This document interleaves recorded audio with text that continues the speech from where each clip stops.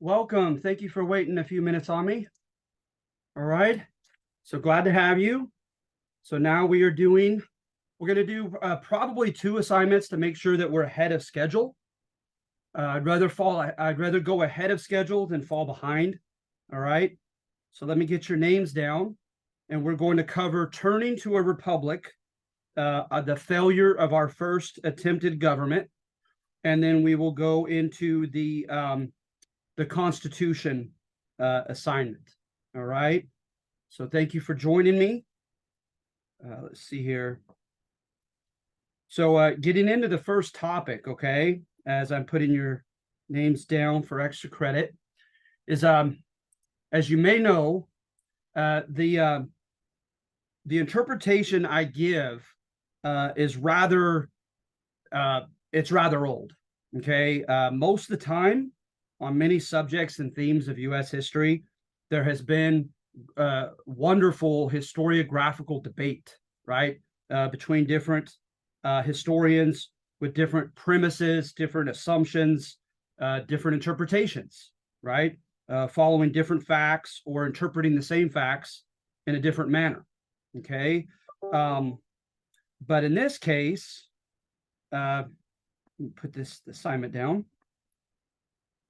We are covering something that has stood the test of time, and on the one hand, it should give us a little bit of confidence in the veracity of this thesis because it has stood the test of time so well. But on the other hand, I don't like it because I love debate and I love differing. I like discourse that centers on disagreement, and there's just not much on this one. So I'm still awaiting. I'm sure it'll come. Cognizance of some new intelligent interpretation as to why our first government failed. Okay. But basically in this one, this common, very old interpretation is that the people in the first generation, okay, of independence, they had their chance and they messed it up. All right.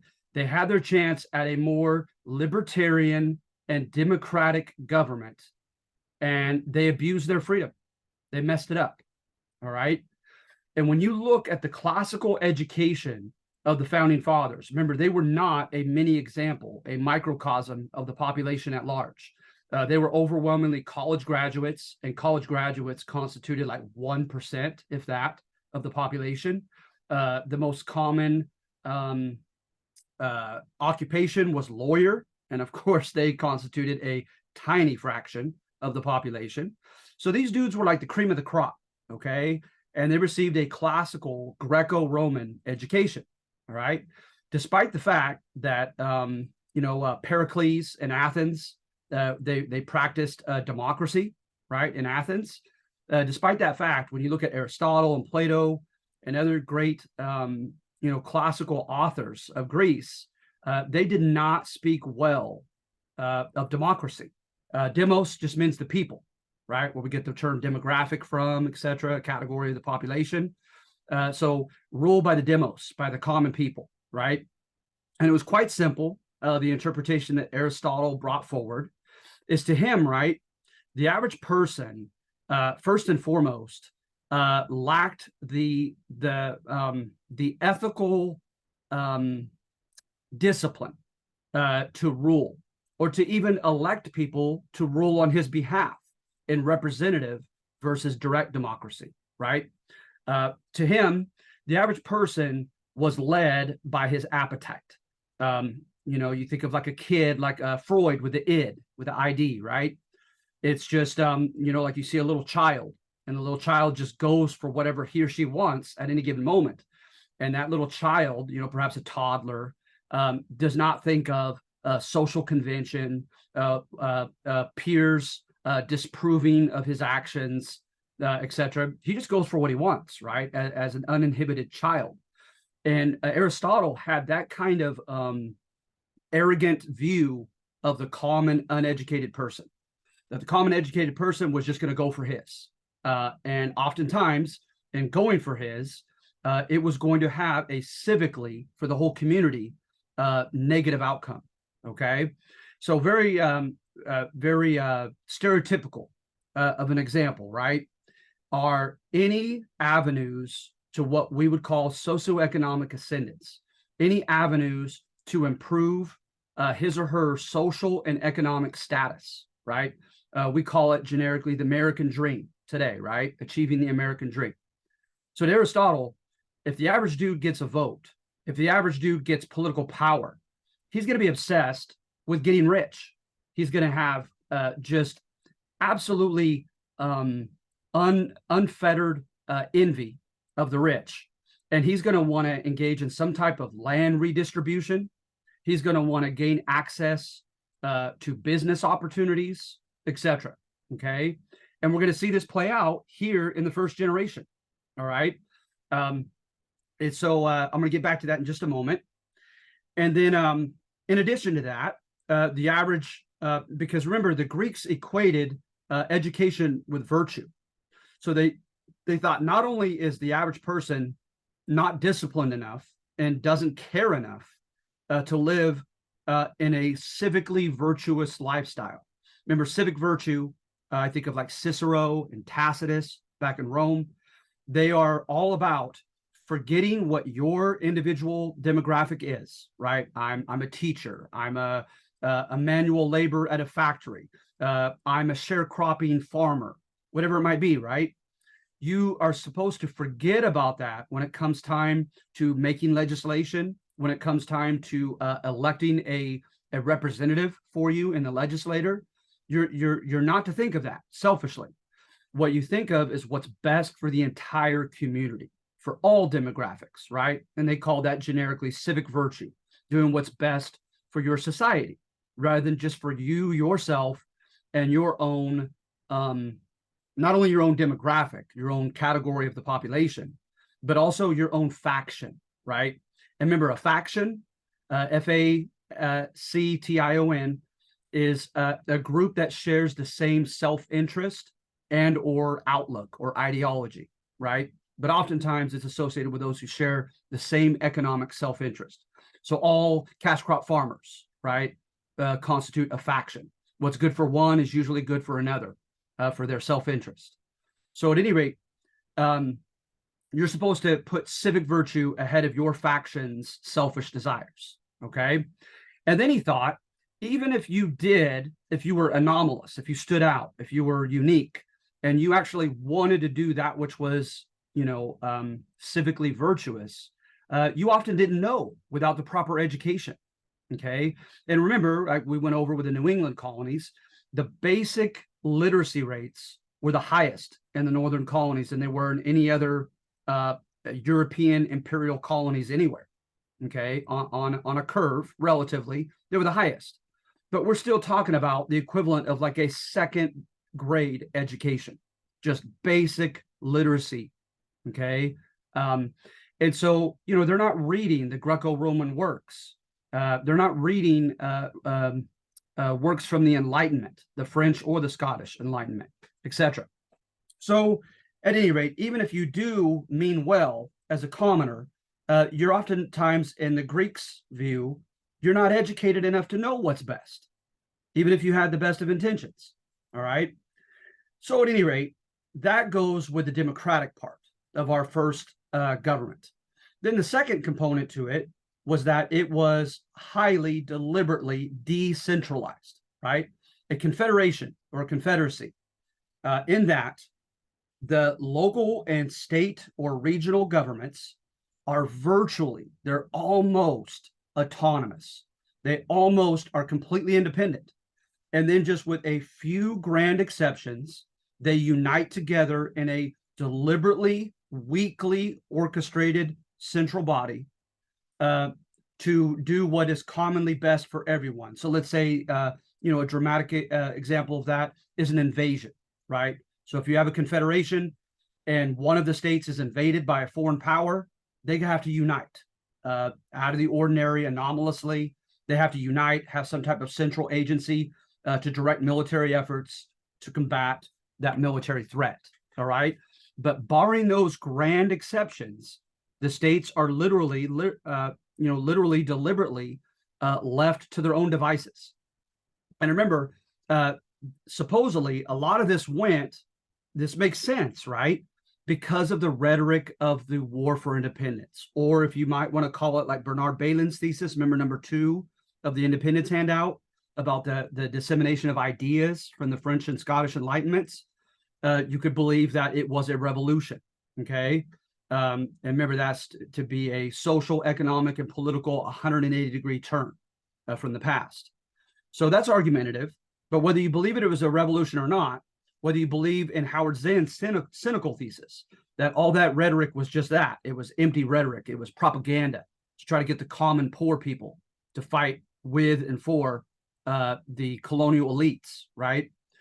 Regardless, those ideas disseminated, right? And many people began to believe, passionately in them. And so in this Confederation, they had, for instance, like in Pennsylvania, they had no governor, okay, in Pennsylvania. In other states, the governor was deliberately weak, okay? That is rather predictable because of the rhetoric of the Enlightenments, right? The chief executive at any level, regional or central, right? The executive is like the king, like King George III, in his power in executing the laws of the empire or whatever, the republic, whatever it might be. His executing powers and his power over the armed forces pose the most immediate threat of tyranny. So they deliberately had their executives very weak. So at the central level, where they met in like a Confederate Congress, they didn't even have a president. They wanted no chief executive of this Confederation. And like I said, in Pennsylvania, they didn't have an executive over their state, okay? And in other states, the executive was deliberately weak. They would rather have the popularly elected, right, representative democracy, the popularly elected legislator that passes the laws, run the show, because they felt like they were the most democratic body of the 3 branches, and that they were the least, the lesser threat, right, of tyranny. Okay, so they wanted them to be the strongest. So you had these very legislative, democratically elected, powerful legislators in each of the states that when they elected reps to the Confederate Congress, it was deliberately weak with no president, right? And it made sense. The Scottish liberal Whig movement was very libertarian, right? Government, don't tread on me. You want government to be deliberately weak, small, decentralized. You want it localized for 2 very simple reasons, right? You want power localized because, for one, there's more accountability, right? Whereby you could tell your regional governor in Sacramento, right? I know where you live. We're close to where you are. You know what it's like to live here in California. And so we feel like we have better representation, more empathy from the governor here in California, and more of a sense of accountability with our proximity to him, as opposed to being dictated in a unitary form of government by a president all the way over in Maryland and Washington, D.C., right, on the other side of the country. Because then the idea is he can get away with more, and he knows that he can get away with more, okay, from his lack of proximity. He doesn't know what it's like day to day to live in California, et cetera, et cetera. All right. So that goes in line with the libertarian rhetoric of keeping government decentralized, accountable, and small and weak. All right, to enhance our liberty and to diminish the chances of them becoming tyrants over us. All right. So at any rate, with this weak government and this decentralized government, the founding fathers read their classical works. So for one, as I've already mentioned, Greeks like Aristotle said, guys, I'm warning you about democracy. The common demos, the common people, are going to be selfish and rash. They're going to, all they're going to be focused upon is enriching themselves as a poorer class of people. And they're going to be irresponsible, rash, led by emotion rather than logos or logic, etc. Okay. Then secondly, when you look at the Scandinavian instances of confederations, as well as the Italian Confederation of city-states, historically, they kind of became a chaotic mess that fell apart into a myriad of separate pieces. That these confederacies were not sufficiently yoked together with a sufficiently powerful central agency to keep them together. And that with their jealousies of one another, their competition with one another, their indifference toward one another from state to state, that they ran amok. Okay, so the philosophers told the founding fathers in their education that democracy is too messy and doesn't work, too irresponsible, too emotional, selfish, etc. Then their studies of history in their education told them that confederacies don't work. They're not sufficiently tied together.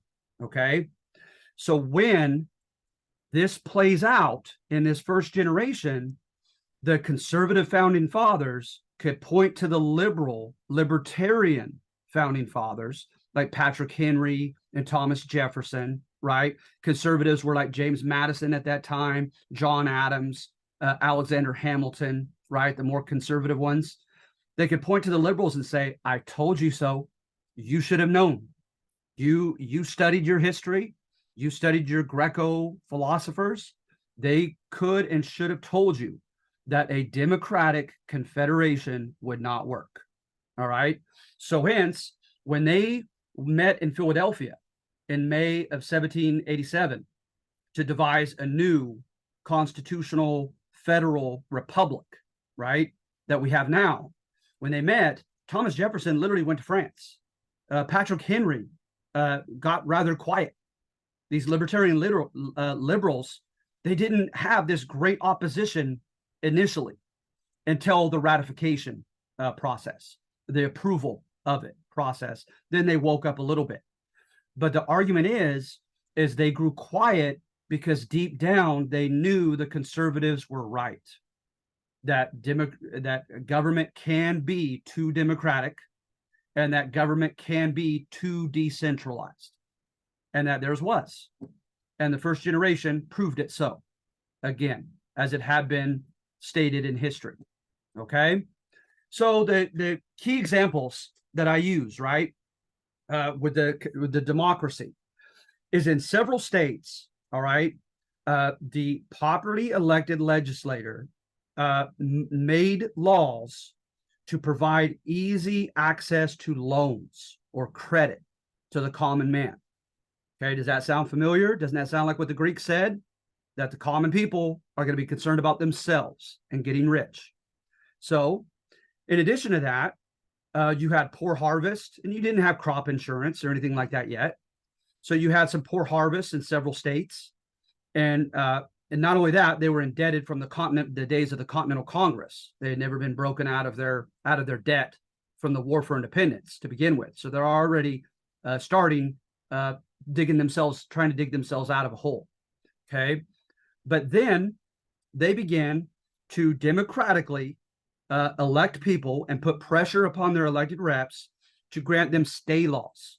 And stay laws gave them additional months or even years to pay off their debts that they were unable to pay off from those loans.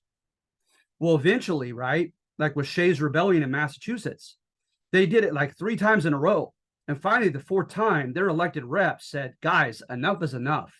We have been lobbied by the lobbyist group of creditors, of bankers, of lenders.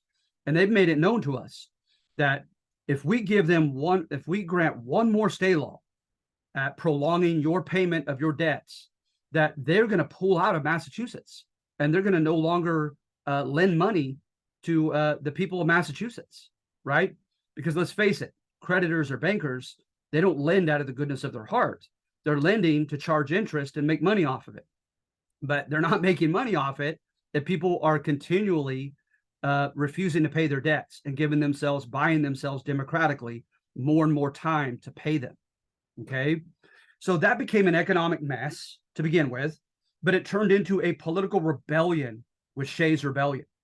Is finally, like the 4th time, their elected reps said, no, guys, no more stay laws. You have to pay them finally now.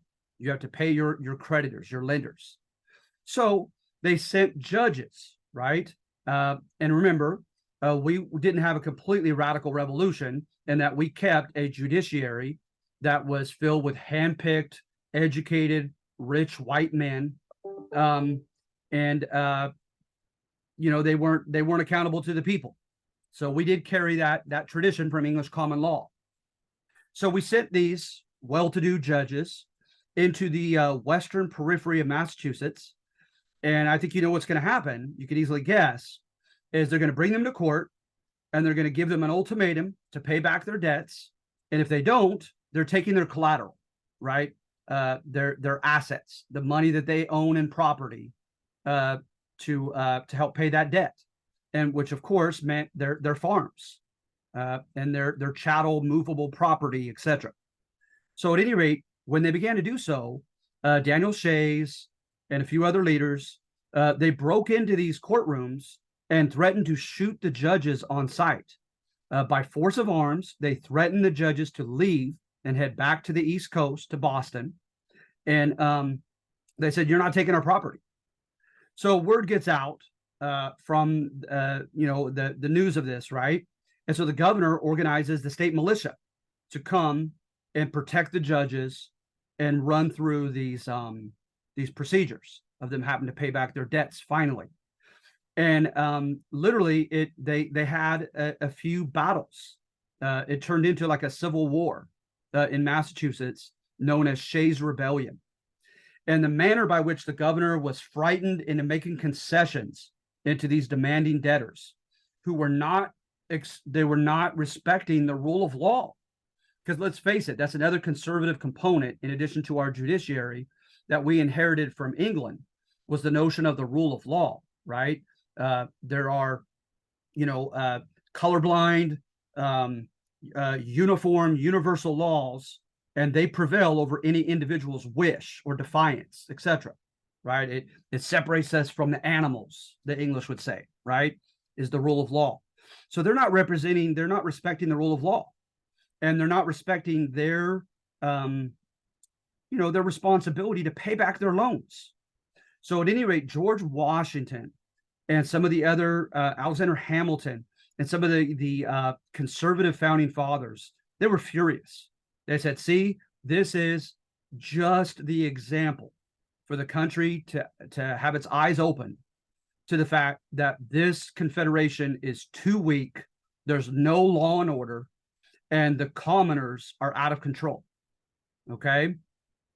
So then you had people coming and squatting on Native American lands, whereby the state governments had already established treaties with the Native American tribes to try to keep the peace, because war is expensive, it's costly, it's bloody, etc. So they're trying to keep the peace, but they have their own people squatting on Native American land, going and trespassing to the west on Native American land. And kind of like Bacon's Rebellion, these squatters are demanding that their government protect them from the natives, even though they are the trespassers, right? So another example of the people acting rashly, selfishly, and causing problems for everyone. All right. And then in addition to that, when it comes to the decentralized part of the Confederacy, you had states nearly go to war with one another.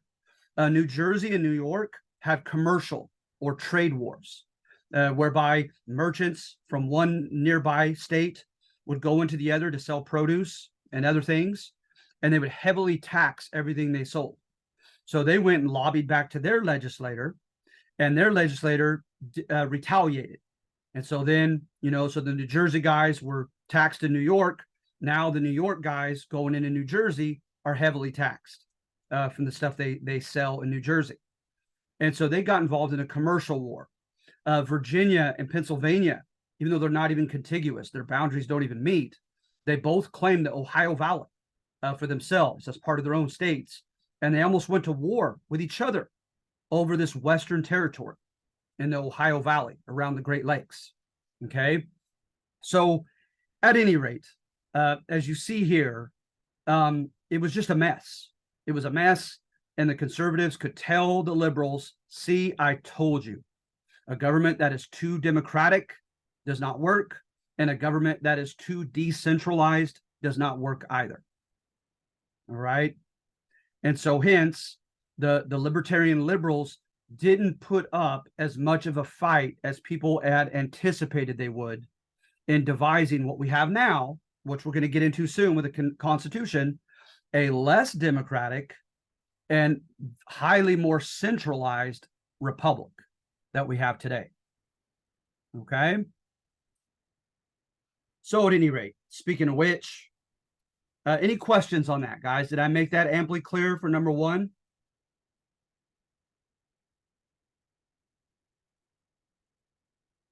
Right.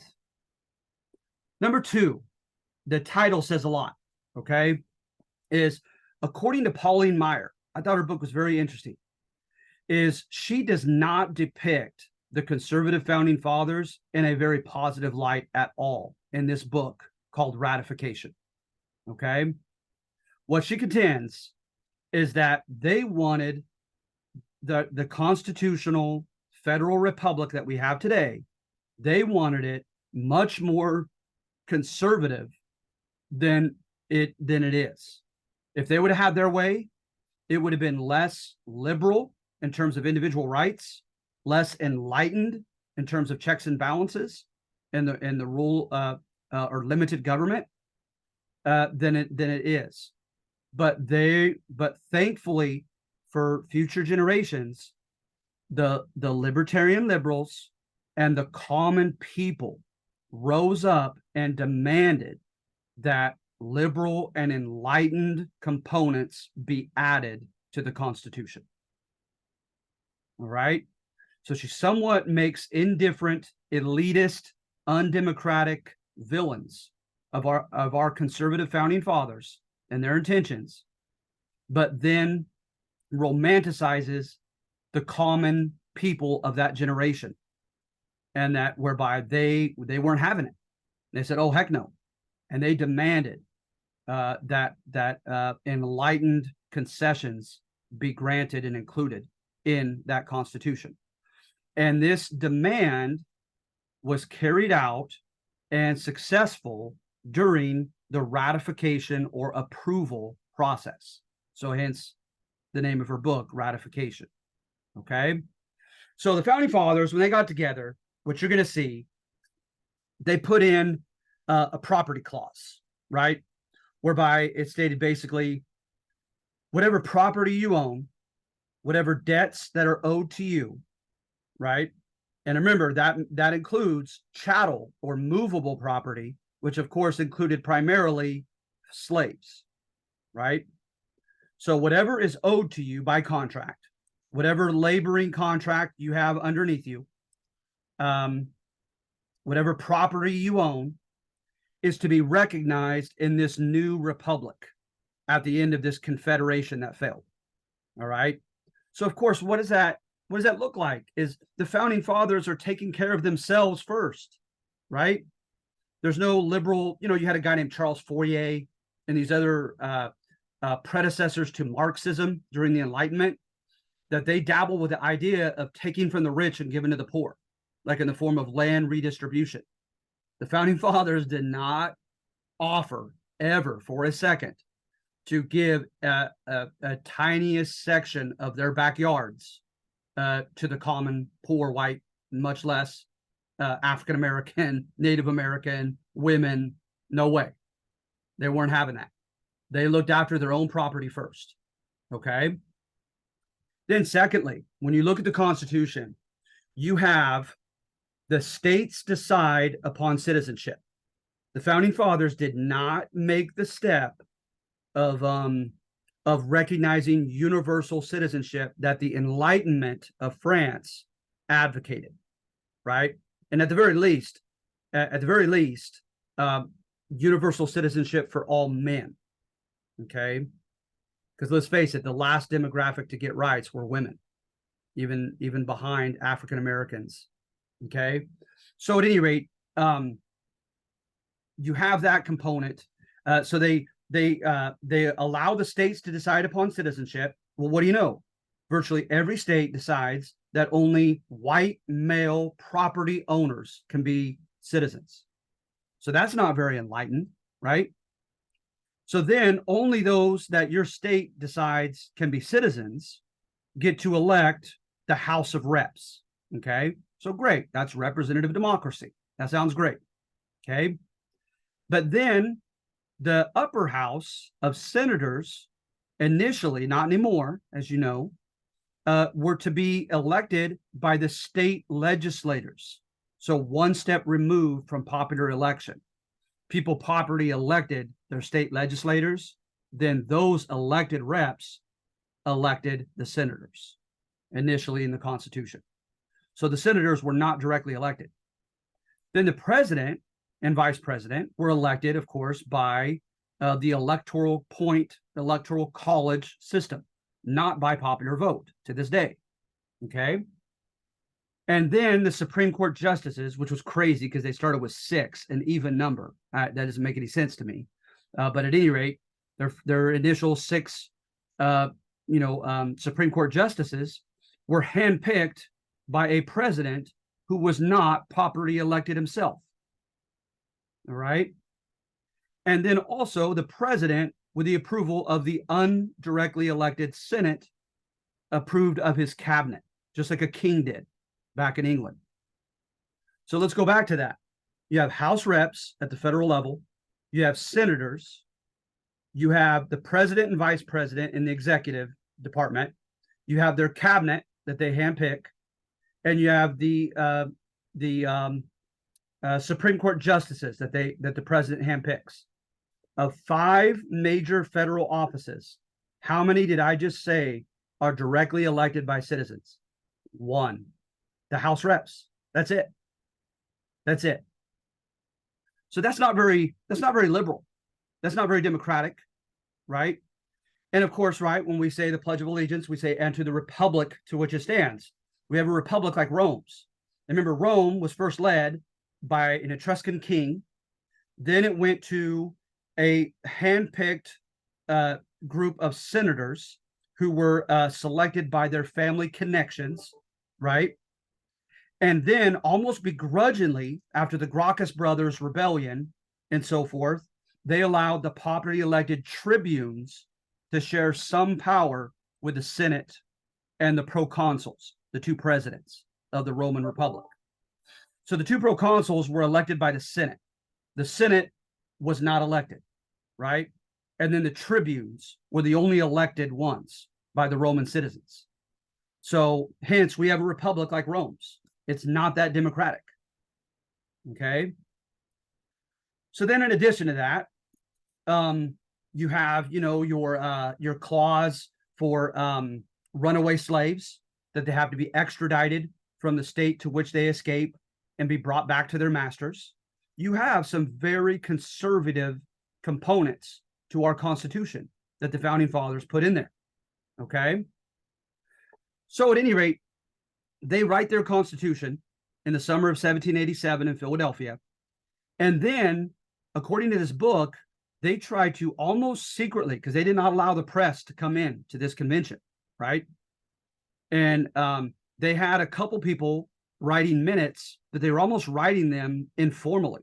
They didn't take much of an effort to even have someone formally write minutes, because they wanted the latitude to speak their mind and not be held accountable to their dialogue in that almost secret convention for this new republic. So at any rate, they write their own document. And according to this book, they try to almost surreptitiously, almost secretly, head back to their states, their respective states, form these conventions that came from their elected assemblymen. So yes, a lot of them have been elected into the Confederate government, but from that point, they chose themselves. They chose one another to form these ratification conventions. They did not allow a popular election of the people in their states to elect those who would ratify or approve of the Constitution. So to me, right, it's like grading your own paper. The founding fathers wrote their paper, and they tried to be the only ones to come back to their respective states and approve it. Of course they're going to approve it. They wrote it, right? So here's what's cool is in Massachusetts, for instance, they had a myriad, supposedly like almost 50 people, like near like 4 dozen people came from different cities and villages, uninvited, into Boston and said, hey, I'm here on behalf of Ipswich or Braintree, Massachusetts. My people have elected me. They've told me that they want to see a printed copy of this Constitution, and they have a list of demands that I'm bringing with me as their elected rep, that if these demands aren't met, we do not give our approval to this Constitution. And you can imagine the condescension of the founding fathers who had formed their own ratification conventions. They were like, excuse me, who are you? We didn't invite you. What do you mean? You think we care if little Ipswich, Massachusetts approves of our Constitution or not? But by that time, the liberals in the press began getting their hands on this Constitution and printing it for everybody to see. And there became an outcry for certain demands because they felt like certain omissions, right, were left out that they demanded to be included into this Constitution.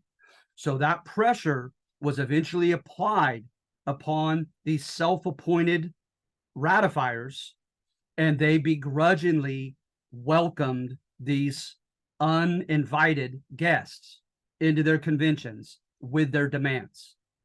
Okay? So one very easy, simple thing they said is we are not to have a landed nobility. Remember, aristoi means the best. So an aristocracy is literally you get privileges like from England because of your bloodline being connected to historically the best class of people, going all the way back to the fall of Rome in Britain. Okay. So our people made a demand and said there's to be no landed aristocracy here. Okay. And then secondly, of course, is they contended that every state ought to be guaranteed a Republican form of government. Okay. Which was put in there. Okay. So remember, a republic is supposed to be a mixed government whereby some offices are handpicked, some offices are indirectly elected, and some offices are directly elected. Okay. So they made demand of that. But most famously is they made demands that were put together as the Bill of Rights. We want freedom of speech, freedom of religion, and separation of church and state. We want the right to bear arms, right? We want due process when we are indicted for a crime. All the stuff that they had read from the Enlightenment, they wanted it on paper, guaranteed to the individual citizen. All right. And people like James Wilson and other conservatives said, well, it just goes without saying that we have those rights. We don't need to actually write them down.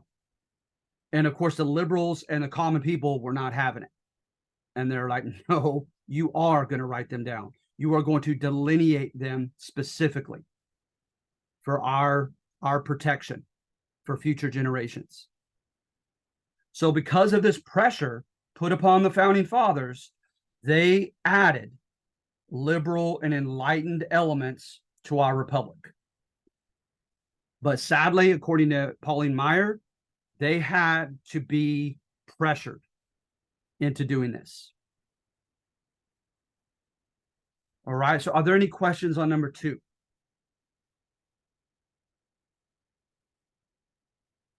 All right. So what I want to do now is I want to go over the basics of the Constitution. All right. So right off the bat in the preamble, it says, we the people do ordain and establish this Constitution. So what is that advocating right off the bat? Popular sovereignty, right? That the people are sovereign. The people democratically decide upon granting legitimacy and authority to a government of their choosing, also known as the social contract, right? But look at the reasons for which we establish this new government. In order to form a more perfect union, to unite us better, to establish justice, domestic tranquility, so peace within the states, the common defense, and the general welfare. You could argue that all of those have historically been the aims of conservative regimes, as far as giving in the preamble the reasons for our type of government. So what I do, you guys, just give me just a moment. First, I want to give let's see here, a brief definition of each of them. What I ask of you, I give the first example to give you an example of each category, and I ask you to do 3 more. 3 examples of enlightened components to the Constitution, 3 examples of conservative, and 3 examples of pragmatic. Okay? So let's take a look. For enlightened, to me, subjectively, as your instructor, I think it's any element to this Constitution that is ostensibly, right, designed to prevent tyranny.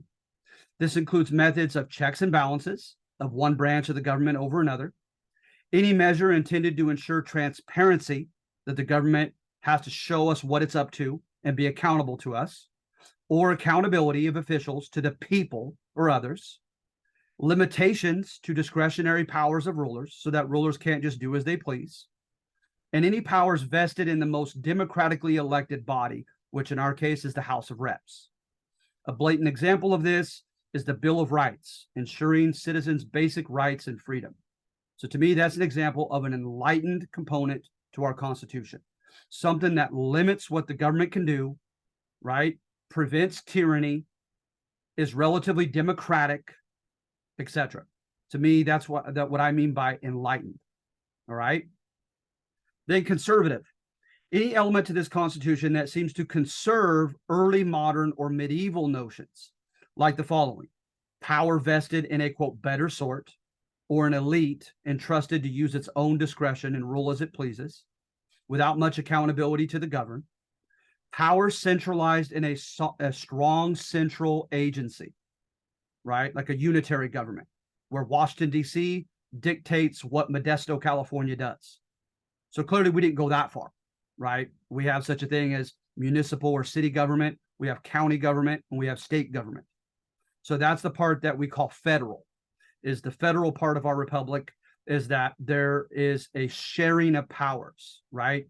Between local, state, regional, and then the central government in Washington, D.C. Okay? As opposed to deliberately weakened or decentralized libertarian government. Limited democracy, so ruled by the demos or common people. Strong executive and military resources that can cut short individual freedoms in the name of order and stability. An example of this is that only 1/2 of one branch of the 3 originally branches consisted of properly elected officials, as I've already said, and only by those granted citizenship status by each state. So to me, that's an example that is conservative in our Constitution. And then thirdly, pragmatic. Pragmatic is that it's not inherently enlightened nor conservative.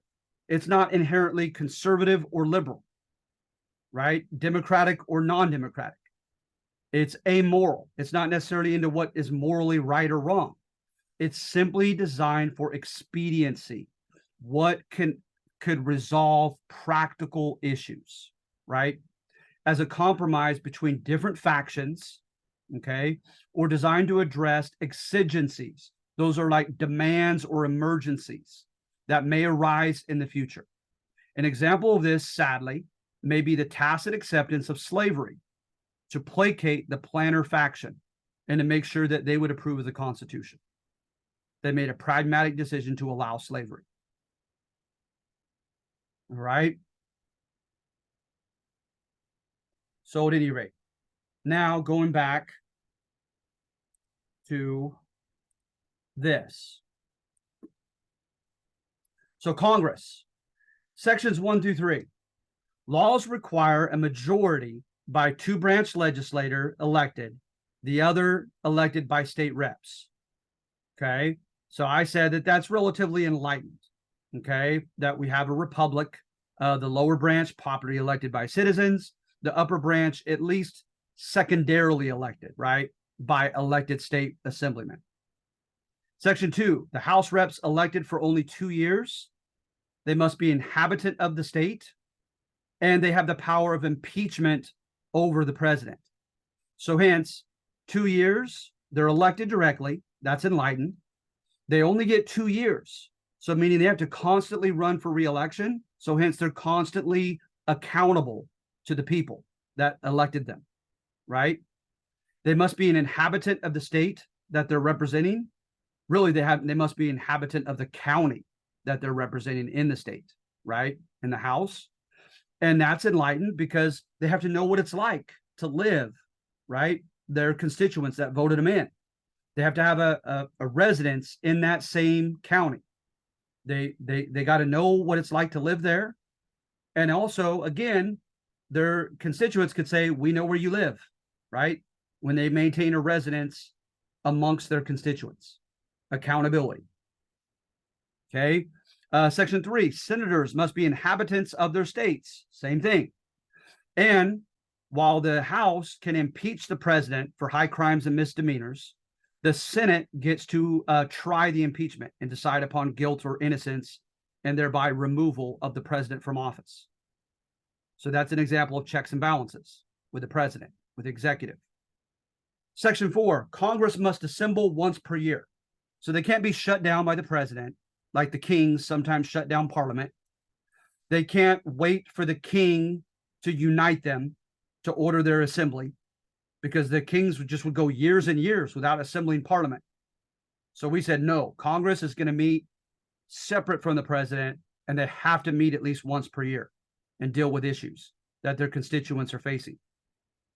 Then Section 5, they must keep a journal of their proceedings and from time to time have that journal published for us as their constituents who voted them into office to see what they're talking about, what they're voting yes and no on, etc. Section 6 and 7, you cannot have an additional office because that leads to conflict of interest, right? Whereby, as happened in England, you could be the House of Commons and also be chosen to the King's cabinet. And you could use one office to enrich yourself in the other office. So we said, no, you can't have two simultaneous offices that you hold in the federal government. And then also the president has veto power over the legislator, but with a 2/3 supermajority, they could override his veto. So that's another example of checks and balances.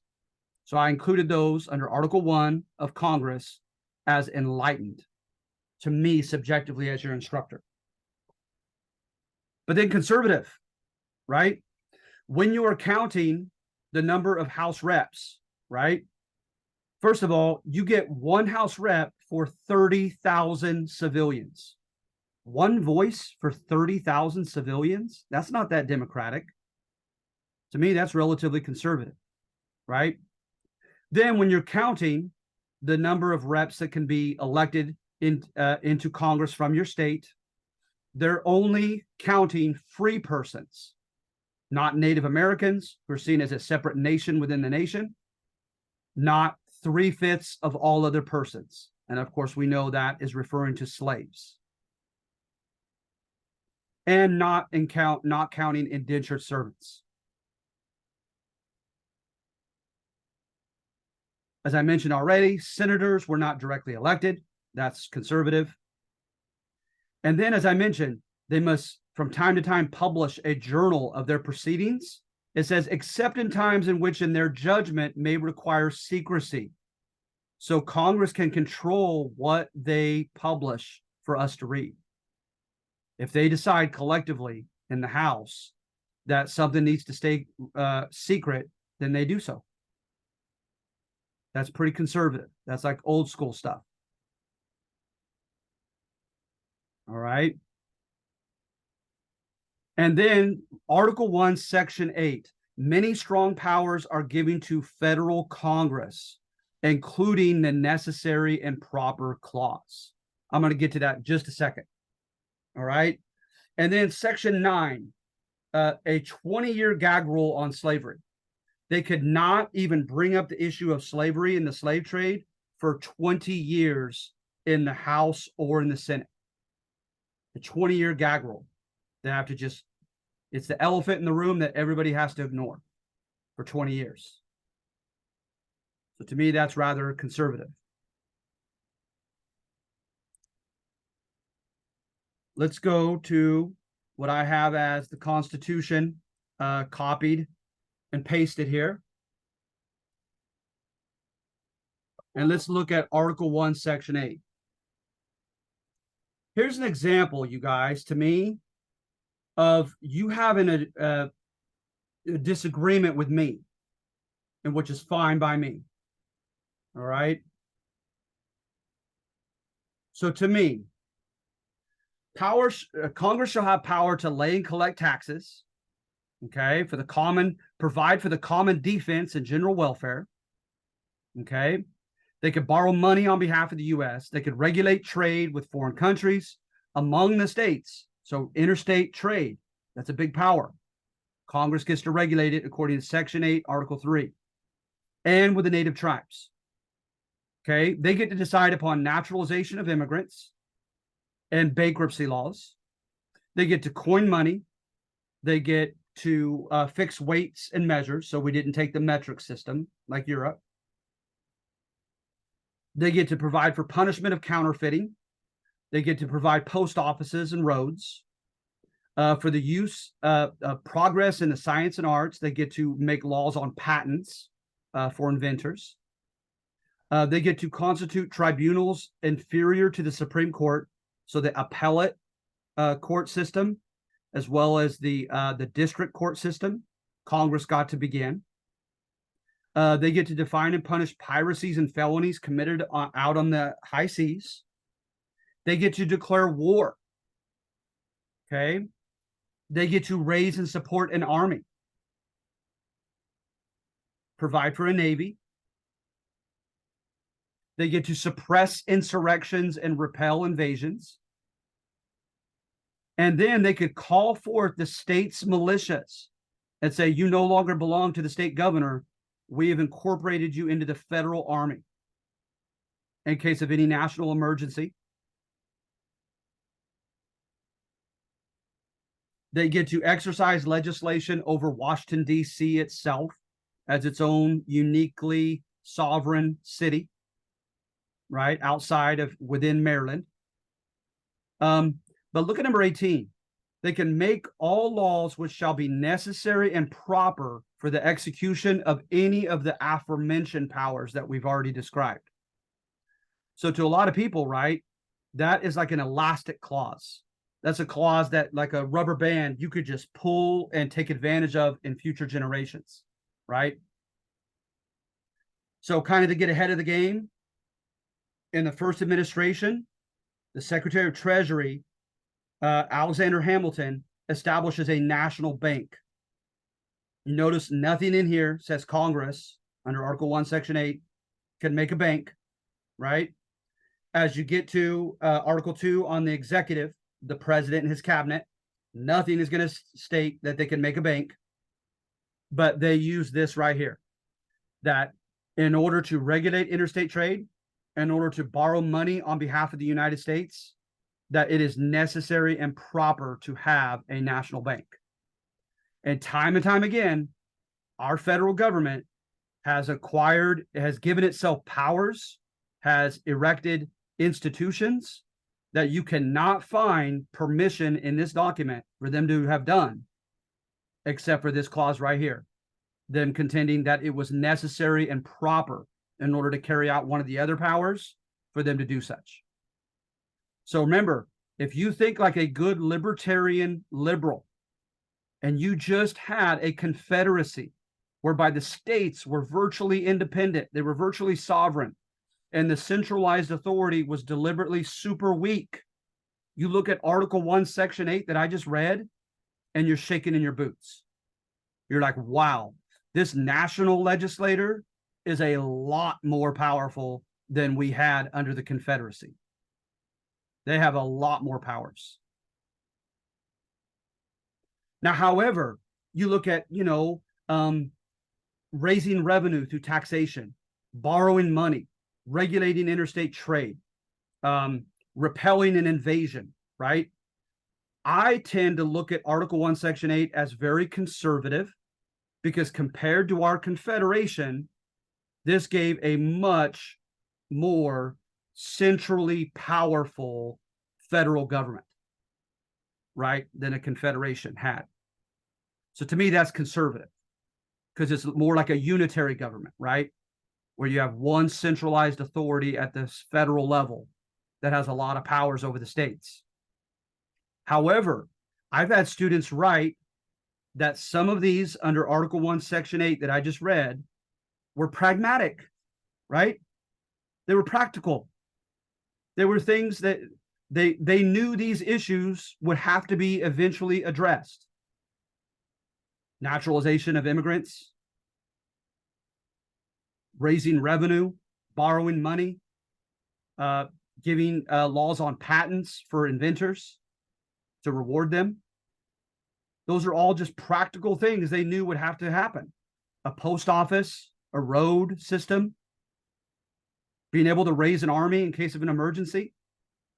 So I've had students choose to put Article 1, Section 8, at least some of the specific ones, under pragmatic instead of conservative. And I am perfectly fine with that because that also makes sense to me that these are practical issues that are being addressed pragmatically. So going back up to my examples, all right, what I ask that you do when you do the following assignment, okay? So remember, we're doing the Articles of Confederation, its failure. Then remember the ratification process. That's your next assignment. And I'm doing 2 assignments like usual. This is the following one. This won't be due for another week or so. But when you do it, take a look at this, okay? Pragmatic, Article 1, Section 8. Okay, so I did put it as pragmatic because normally I think of it as conservative. That federal Congress can deal with practical issues like bankruptcies, inventions, borrowing money, defending the nation against revolts and invasions. This seems pragmatic in that such issues will almost inevitably need to be dealt with. So that's what I asked you to do. When you choose 3 enlightened components to the Constitution, 3 conservative and 3 pragmatic, I simply ask that in a sentence or 2 that you defend why you put it under that category.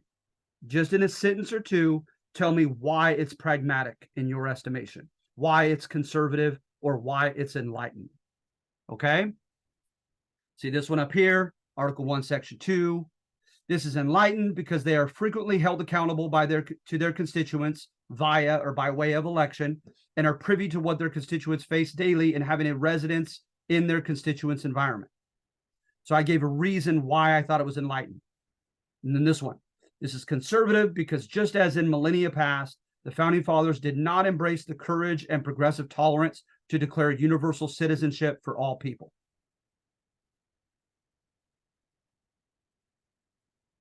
And that being, right, the fact that in determining and counting those who are elected into the House reps, they decide who the state decides to be citizens versus universal citizenship for everybody. Okay, so does anybody have any basic questions? Let me at least, before we leave, I've already done examples of conservative and enlightened. Let me do at least a little bit more on pragmatic. Let's see what I put here under pragmatic. Yeah, see, it's kind of redundant. Necessary tasks, suppress insurrections and rebellions and repel invasions, borrow money, regulate interstate trade, deal with bankruptcies, patents, post offices, etc. To me, I put that as pragmatic. Article 2, with the chief executive, with the president. He has power to make treaties. He has patronage power to appoint people in a cabinet. And when you think about cabinet members, you have Secretary of Treasury with the economy, Secretary of State dealing with ambassadors and leaders of foreign countries, right? It just makes sense that the president would have those powers to appoint a cabinet and to make treaties with other countries. So I put it as pragmatic.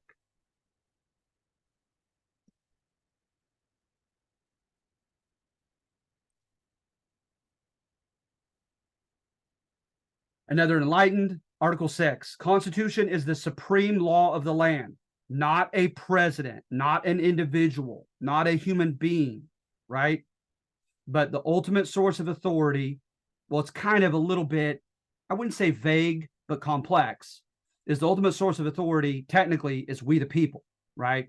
Because we gave our ratification, our approval of this Constitution.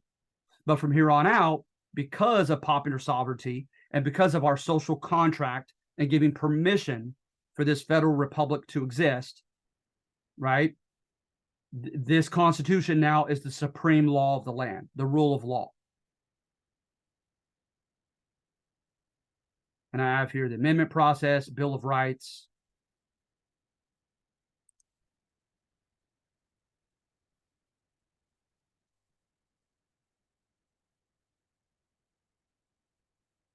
And then just another one that's interesting to me that might be considered pragmatic.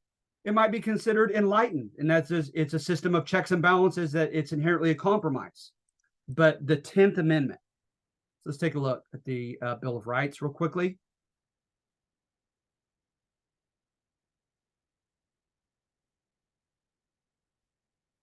Oh, and another thing that I think of with pragmatic is Article 3.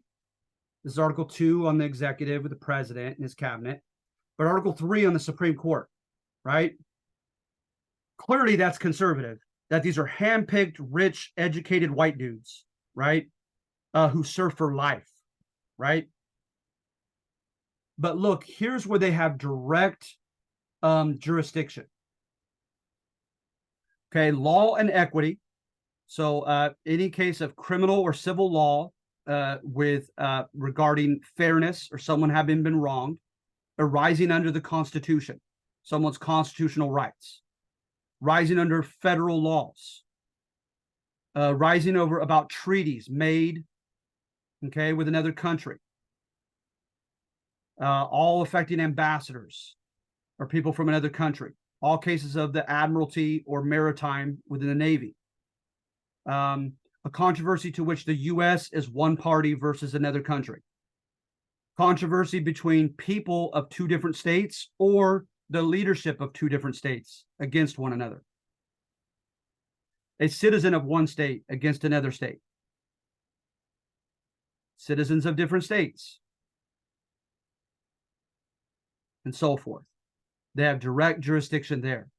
And as you may know, if it's not on that list, they have discretion to accept appeals or not to this day. And as busy as they stay, from my little studying as a student years ago under political science, it's amazing what a small proportion of the petitions that come to them that they accept and embrace. But yet they do on some. But let's go to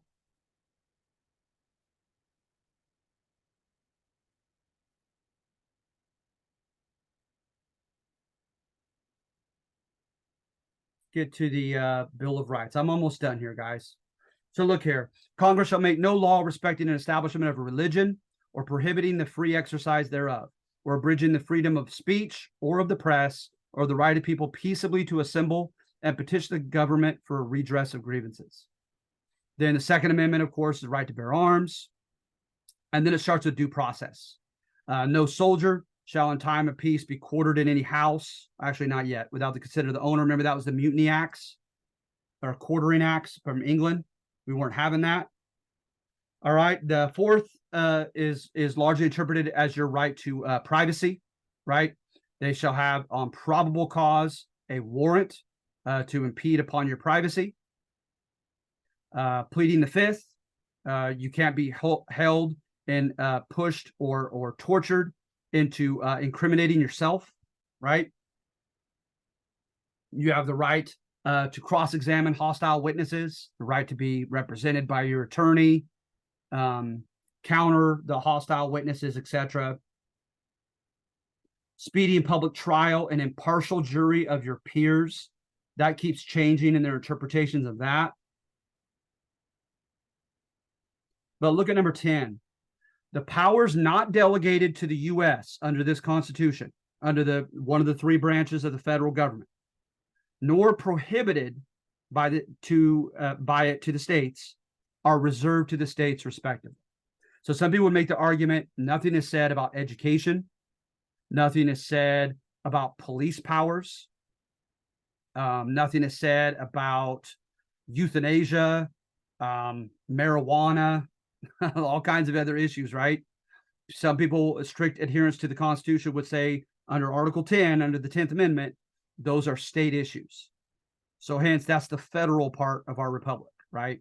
The states and local governments share power with the federal, with the central government. Okay, so do you guys feel okay about both assignments? Can I get anybody's thumbs up?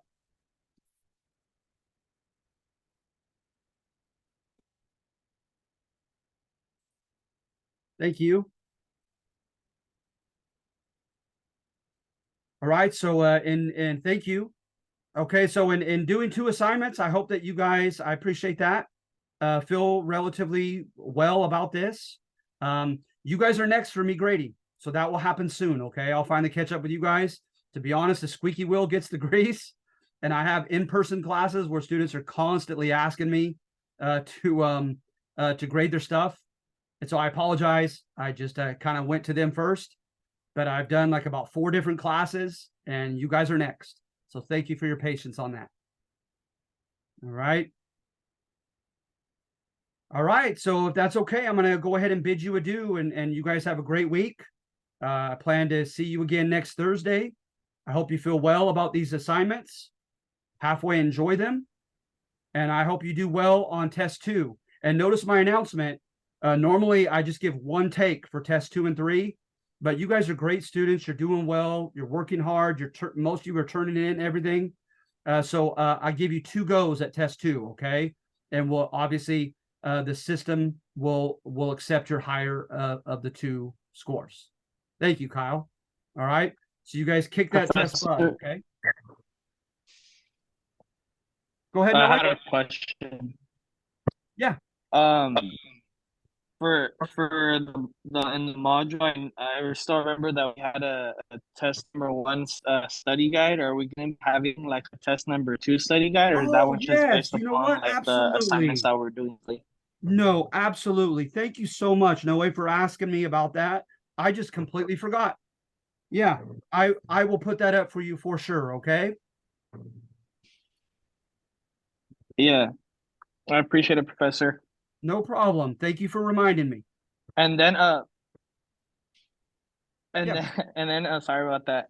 And then the second question I was asked is the Zoom meeting that's being recorded. I'm only at work and I want to like go back and like go over some of the stuff that I did miss, but I didn't get to ask because I didn't want to interrupt you. But is this going to be posted the Zoom or?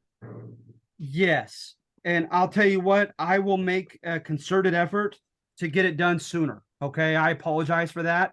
To be honest, I rely upon my wife to this day. It's still too complex for my Generation X mind technologically. So I rely upon my wife to come home from work and post it for me. It takes, like, when we get done, it takes an hour and a half to sometimes 3 hours for it to, whatever it has to do first, to be accepted by YouTube and to have the subtitles put to it. But then at that point, then it's on me. Then I could have it posted. So I made a note for myself to do that too. Okay, Noe? All right, sounds good, Professor. Okay, thank you. Thank you for bringing both those things to my attention. Okay. Have a good one, Professor. You too. Thank you. Okay, so if there aren't any other questions, I'm going to go ahead and let you guys go. Thank you so much for coming faithfully. You'll be rewarded in points, and glad to hear from you. I hope you're doing well, and I hope you continue to turn everything in and get a great grade. Thank you. All right. Thank you, Tiffany. Thank you, guys. Thank you. Take care. You too.